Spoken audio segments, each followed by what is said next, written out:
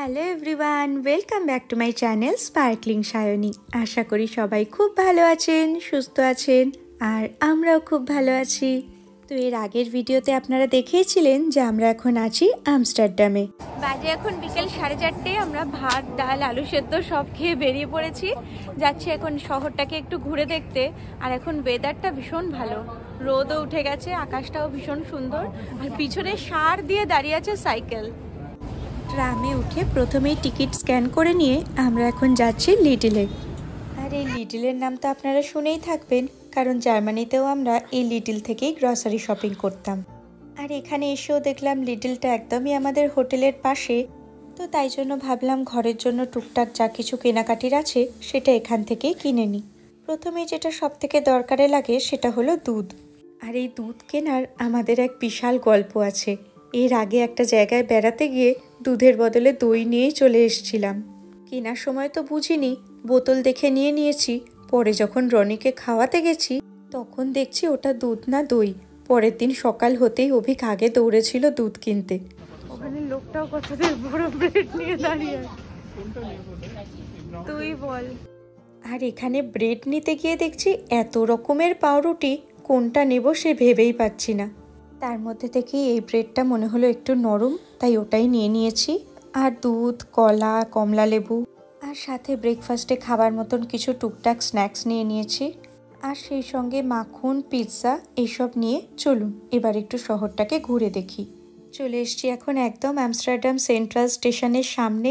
আর জায়গাটা এত অপূর্ব, জলের রংটাও দেখুন কি অদ্ভুত সুন্দর। এখানে দাঁড়িয়ে আগে কয়েকটা টুকটাক ফটো তুলে নিই। আর একটা জিনিস দেখাই আপনাদের, ক্যামেরায় কতটা বোঝা যাবে জানি না। ওই যে উল্টো দিকের উঁচু বিল্ডিংটা দেখছেন, ওই বিল্ডিংয়ের একদম ছাদে আছে দুটো দোলনা।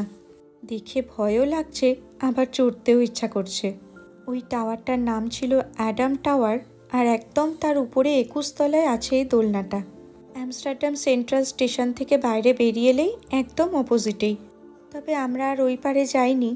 এখানে দাঁড়িয়েই কয়েকটা ফটো তুলে নিয়ে এবার এই আমস্টারডাম সেন্ট্রাল স্টেশনের মধ্যে দিয়ে আমরা যাচ্ছি শহরের দিকটায়। স্টেশনের মধ্যেও আছে প্রচুর দোকান।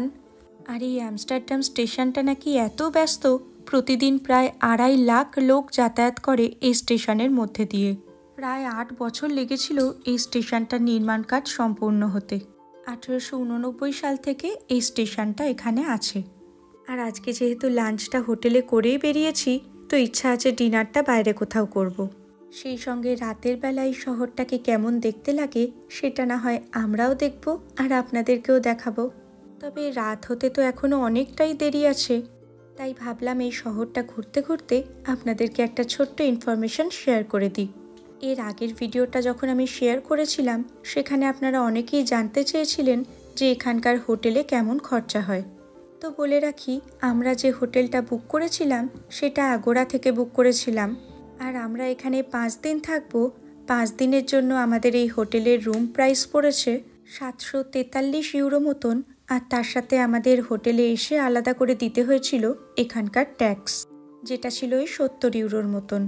তো সব কিছু মিলিয়ে এই হোটেলটার জন্য আমাদের এক রাতের খরচ পড়েছিল ভারতীয় টাকায় ওই 14 থেকে 15,000 টাকার মতন। তবে এই হোটেলটায় কিন্তু কোনো রকম ব্রেকফাস্ট ইনক্লুড ছিল না, তাই এটা ছিল শুধুমাত্র থাকার খরচ। আর এখানেও যেহেতু ইউরোই চলে, তাই টাকা পয়সা আমাদের সেরকম কিছু কনভার্ট করতে হয়নি। আর সবার আগে এক দেশ থেকে অন্য দেশে গেলে যে জিনিসটার কথা মাথায় আসে সেটা হলো ভিসা। যদি আপনারা ইন্ডিয়া থেকে আসেন সেক্ষেত্রে আপনাদেরকে সেনজেন ভিসা করাতে হবে। আর আমরা যেহেতু জার্মানি থেকে এসেছি, তাই আমাদের আলাদা করে আর কোনো ভিসার খরচ লাগেনি। তো এই ছিল আমাদের মোটামুটি হোটেলের খরচ। আর এই জায়গাটা এত সুন্দর, জায়গাটা থেকে যেতেই ইচ্ছা করছে না। এই যে বোটগুলো আসছে, এই বোটগুলো করেও ঘোরা যায়, তবে আমরা আর আজকে এই বোটে ঘুরবো না। আজকে আমাদের কোনো কিছুই ঘোরার প্ল্যান নেই। কাল থেকে আমাদের সমস্ত ট্যুর আর ট্রিপসগুলো প্ল্যান করা আছে। তবে আজকের ওয়েদারটা এত ভালো, সাধারণত নেদারল্যান্ডে এরকম ওয়েদার পাওয়া খুব মুশকিল, কারণ এখানে বৃষ্টিটাই সব থেকে বেশি হয়। আর এই এত সুন্দর রোদের দেখা পাওয়া যায় না বললেই চলে। তো আজকে যেহেতু আমাদের হাতে অনেকটাই সময় আছে, আর সেরকম কোথাও যাব বলে ঠিকও করিনি, তাই ভাবলাম একটু সুভেনিয়ার্সগুলো দেখে নিই। প্রচুর সুভেনিয়ার্সের দোকান আছে এখানে, আর সব জায়গায় দাম মোটামুটি একই রকম। কিন্তু কালেকশনসগুলো কিন্তু সব দোকানে সেম নয়। আর এরকম ঘুরতে ঘুরতেই 2-3টে ইন্ডিয়ান দোকানও পেয়েছিলাম। তবে আজকে সবটাই শুধু দেখেই রাখছি, কারণ নতুন একটা জায়গায় এসছি, তো কোথায় কি পাওয়া যায়, কোন জিনিসের কি দাম, সেগুলো সম্বন্ধে একটু ধারণা করব বলেই এখানকার যে বিখ্যাত বিখ্যাত জিনিসগুলো সেগুলোর দোকানে একটুখানি ঢুকে ঢুকে দেখছি।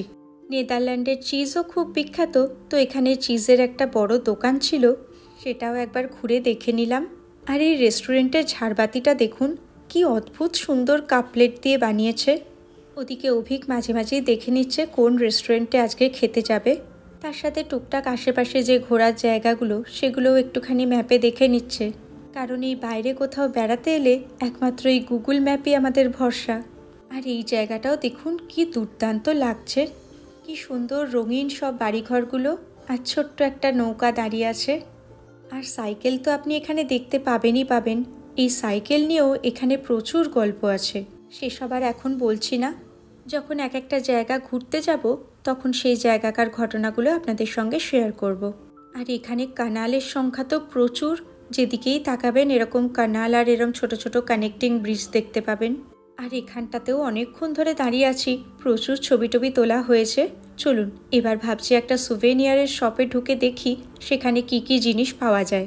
কয়েকটা দোকান ঘোরা হয়ে গেছে, মোটামুটি এখানকার সুভেনিয়ার সম্বন্ধেও একটু আইডিয়া হয়ে গেছে আমাদের। এখানে প্রচুর রকমের জিনিস পাওয়া যায়, আর এই ছোট্ট ছোট্ট জিনিসগুলো এত সুন্দর, মনে হচ্ছে সবই কিনে নিই। আর এখানে এত কিছু জিনিস বিখ্যাত যে ম্যাগনেটটা কিনবো তার মধ্যে চাইছি সব বিখ্যাত জিনিসগুলোই একটু একটু করে থাকুক, কিন্তু সেটা তো পাওয়া সম্ভব নয়। তাই হয় সাইকেল, নয় এখানকার উইন্ডমিল, না হলে ক্লক, এইভাবে আলাদা আলাদা করেই কিনতে হবে। আর একটা গলি দিয়ে যেতে যেতে হঠাৎ এই দোকানটা চোখে পড়ল।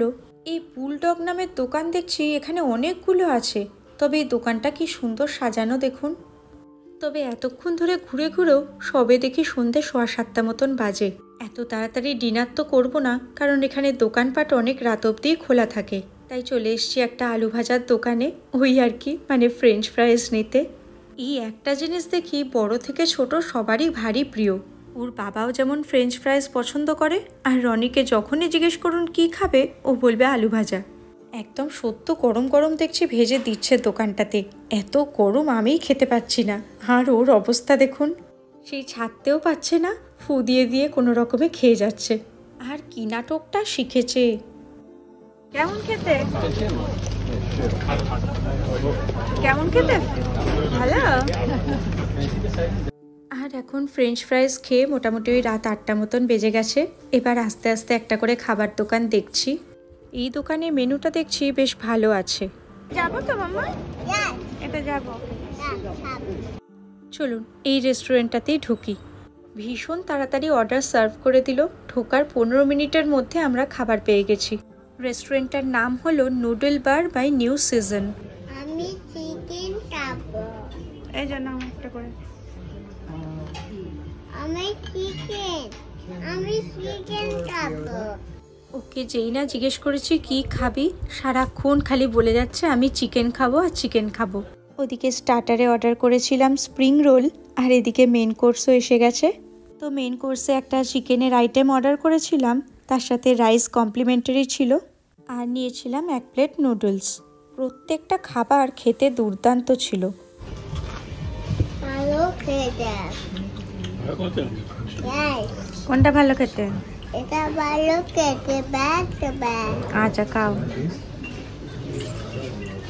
ভালো। এখানে যে কোনো ডিশ অর্ডার করলেই রাইস কমপ্লিমেন্টারি থাকে, মানে সাইড ডিশ হিসাবে আপনি চিকেন, পনির, ভেজ যাই অর্ডার করুন তার সাথে একটা করে রাইস কমপ্লিমেন্টারি থাকে। তো রাইস আর আলাদা করে অর্ডার করতে হয় না। আর সেই সঙ্গে খাবারের দামটাও মোটামুটি রিজনেবল ছিল। এক একটা স্টার্টার আইটেমের দাম ছিল ওই মোটামুটি 6-7 ইউরো মতন, আর এক একটা মেন কোর্সের দাম ছিল 15 ইউরো থেকে 18 ইউরোর মতো।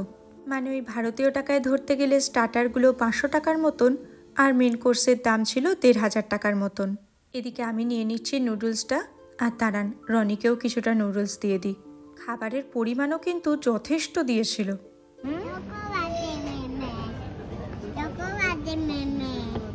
রেস্টুরেন্টে আমরা আর কোনো ডেজার্ট অর্ডার করিনি, কারণ এতটা পরিমাণ খাবার দিয়েছিল সেটাই আমরা খেয়ে শেষ করতে পারছিলাম না।